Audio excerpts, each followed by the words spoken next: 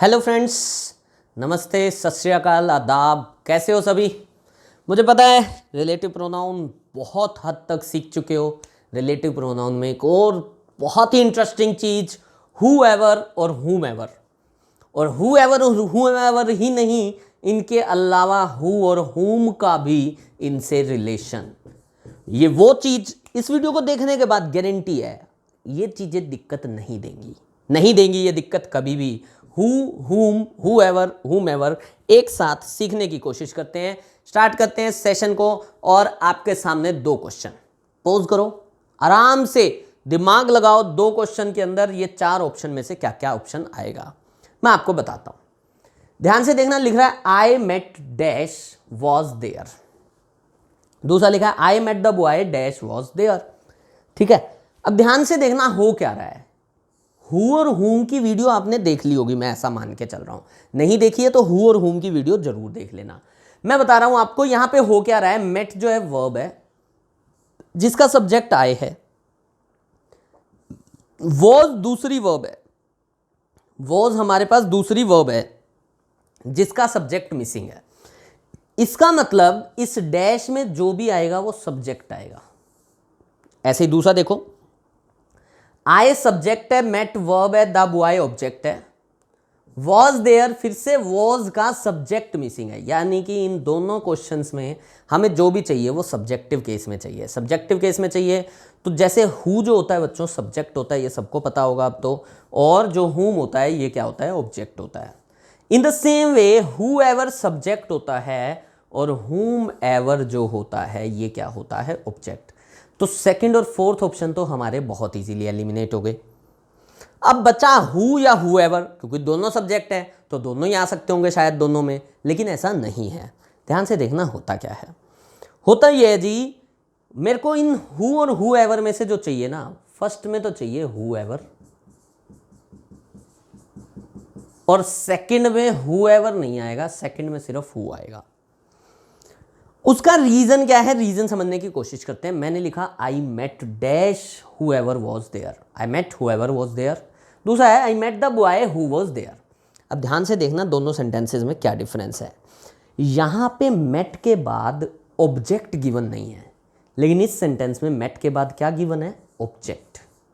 क्या डिफरेंस है हु और हुएवर में?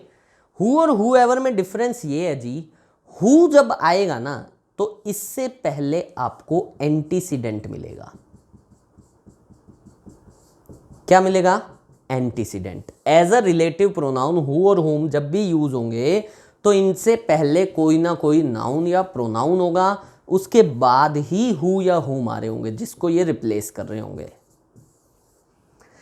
रिलेटिव प्रोनाउन हु और हुम तभी यूज हो रहे होंगे जब ये किसी ना किसी एंटीसीडेंट को रिप्लेस कर रहे होंगे, लेकिन ऐसा केस हुएवर और whomever के केस में नहीं है। इसी कारण से तो हु और whom के आगे क्या लगाया गया है, एवर। होता क्या है इस हुएवर और whomever में, ये जो एवर होता है ना, ये तो एक तरह से एंटीसीडेंट का काम करता है और हु और whom इस वर्ब के लिए सब्जेक्ट या ऑब्जेक्ट का काम कर रहे होते हैं। तो आई मेट किससे मिला, whoever was there, I met whoever was there। लेकिन दूसरे में क्योंकि आई मेट द बॉय लिखा था तो ऑलरेडी एंटीसीडेंट था, तो whoever भी पॉसिबल नहीं था, इसीलिए हमारा आंसर क्या आया, हु आया। शायद मैं आपको ये बात समझा पाया हूं कि what is the difference between who and whoever. Who subject है, हुएवर भी सब्जेक्ट है।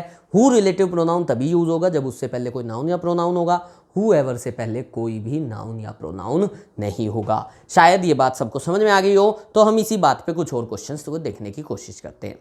सेंटेंस मिला I want dash responsible to come forward. ठीक है जी, वॉन्ट वर्ब मिली जिसका सब्जेक्ट कौन मिल गया, आई।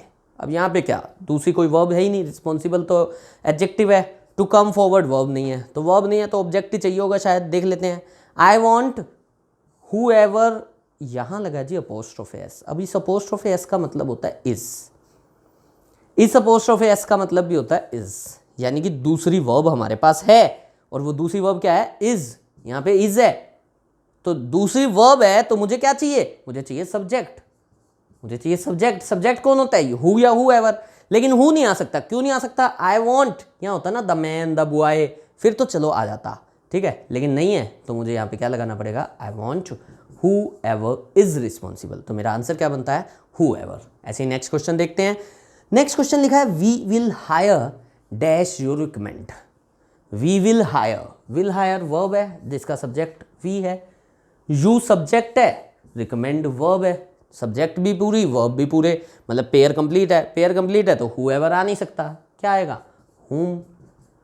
ऑब्जेक्टिव केस, हुम इसलिए नहीं आएगा क्योंकि यहाँ पे कोई नाउन नहीं है, नाउन नहीं है तो क्या आएगा, हुम ever.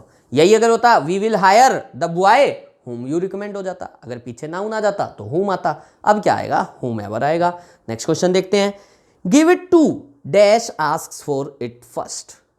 Give it to dash asks for it first. अब होता क्या है, जनरली टू देखते ही ना लोग कह देते हैं जी प्रपोजिशन आ गई, प्रपोजिशन के बाद तो ऑब्जेक्ट आएगा, लेकिन ऐसा नहीं है। ये गिव वर्ब है, V1 से स्टार्ट है, इसका सब्जेक्ट हिडन है, यू है, सब्जेक्ट वर्ब का पेयर कंप्लीट है। Give it to dash asks, ask क्या है, वर्ब है। वर्ब को क्या चाहिए, उसका सब्जेक्ट चाहिए। सब्जेक्ट चाहिए तो सब्जेक्ट कौन बनेगा, हु बनेगा। लेकिन इस टू को क्या चाहिए, अपना ऑब्जेक्ट चाहिए, इसका ऑब्जेक्ट ये रहा। Give it to whoever asks for it first. शायद मैं आपको ये बातें समझा पा रहा हूं। Could I speak to dash is in charge of international sales please. Could I speak to, speak का सब्जेक्ट आई, टू इज का सब्जेक्ट नहीं है, सब्जेक्ट कौन बनता है, हु बनता है। लेकिन इसको क्या चाहिए, ऑब्जेक्ट चाहिए, ऑब्जेक्ट आ गया ever.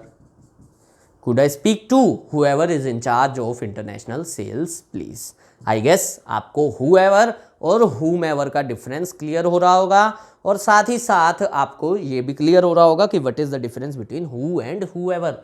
I will sing whatever I like to, like का सब्जेक्ट आए, विल सिंग का सब्जेक्ट आए, लाइक का सब्जेक्ट आए, तीन वर्ब तीन सब्जेक्ट सब कुछ पूरा है।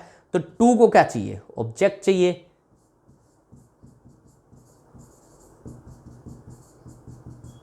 हुम इसलिए नहीं आएगा क्योंकि इसके पहले कोई नाउन या प्रोनाउन वगैरह होता तो खाली हुम आता, अब हुम एवर आएगा। आंसर इज हुम एवर। नेक्स्ट क्वेश्चन देखते हैं। I assume dash it is was the one who broke your arm. इसके लिए इट, हु ब्रोक के लिए, अब देखो हु से पहले वन लिखा है, नाउन का काम कर रहा है तो हु आ गया। अब इज इट के लिए आया, वॉज के लिए हमें चाहिए सब्जेक्ट, सब्जेक्ट कौन बनता है, हु। लेकिन एज्यूम से पहले कोई, एज्यूम के बाद कोई नाउन नहीं है तो क्या लगाना पड़ेगा, who ever. I assume who ever it is was the one who broke your arm. शायद सबको समझ में आ रहा होगा। नेक्स्ट क्वेश्चन और देख लो। She felt horrible thinking it but she was utterly relieved it was on the beach it was not Logan. ये क्वेश्चन आपका होमवर्क है।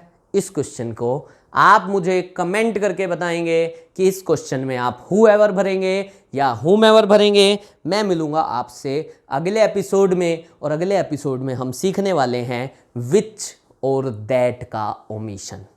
अगले एपिसोड में हम सीखने वाले हैं विच और दैट का ओमिशन। आज के लिए इतना ही दोस्तों। वीडियो को लाइक करना और शेयर करना मत भूलिएगा। Thank you friends.